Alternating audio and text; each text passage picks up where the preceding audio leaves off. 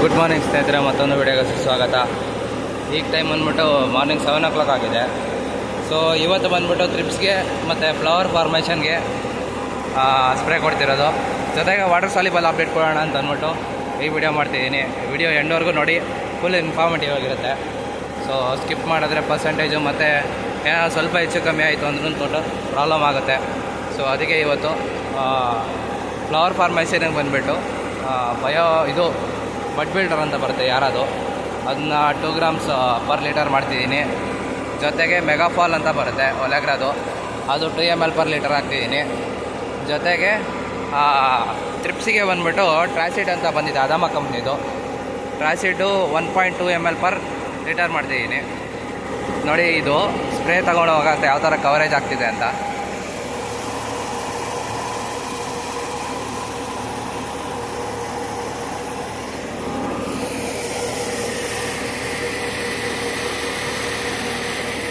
ಬೇರೆ ಸಾಲಿಗೂ ಚೆನ್ನಾಗಿ ಬೀಳ್ತಿದೆ. ಸೊ ಪ್ರೆಷರ್ ಸ್ವಲ್ಪ ಜಾಸ್ತಿನೇ ಕೊಡಬೇಕು.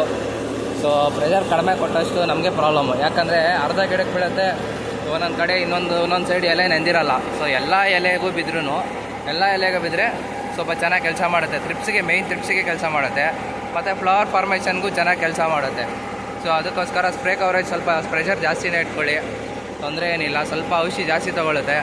ಸೊ ಗಿಡ ಸ್ವಲ್ಪ ಚೆನ್ನಾಗಿ ಕವರ್ ಆಗಬೇಕು, ಎಲ್ಲೂ ಸ್ವಲ್ಪನೂ ಗ್ಯಾಪ್ ಇರಬಾರ್ದು. ಆ ಥರ ಕವರ್ ಆದರೆ ಟ್ರಿಪ್ಸು ಚೆನ್ನಾಗಿ ಅವಾಯ್ಡ್ ಆಗುತ್ತೆ.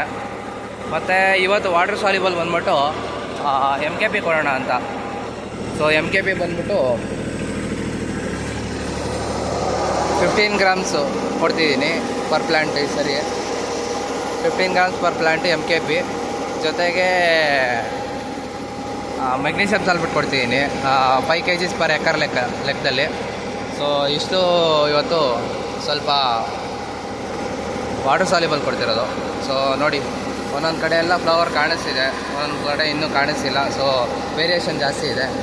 ಸೊ ವಿಡಿಯೋ ಇಷ್ಟ ಆದರೆ ಲೈಕ್ ಮಾಡಿ, ಶೇರ್ ಮಾಡಿ, ಸಬ್ಸ್ಕ್ರೈಬ್ ಮಾಡಿ. Thanks for watching the video.